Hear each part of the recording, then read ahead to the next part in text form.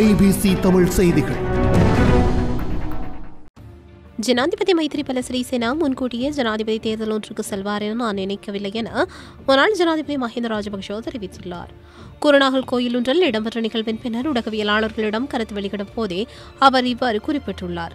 ஜனவரி மாதம் 8ஆம் தேதியின் பின்னர் ஜனாதிபதி தேர்தல் ஒன்றை நடத்துவது தொடர்பில் ஐக்கிய தேசிய கட்சியினால் திட்டமிட முடியாதெனவும் அதனை ஜனாதிபதியே தீர்மானிக்க வேண்டும் எனவும் மஹிந்த ராஜபக்ஷ கூறியுள்ளார். அத்துடன் தான் முழுமையாக எதிர்க்கட்சி சக்தியை பிரதிநிதித்துவப்படுத்துவதாகவும் நாடாளுமன்றத்திற்கு ஸ்ரீலங்கா சுதந்திர கட்சி உறுப்பினராக செயல்படுவதற்கே வந்ததாகவும் அவ்வாறே தான் செயல்படுவதாகவும் சுட்டிக்காட்டியுள்ளார்.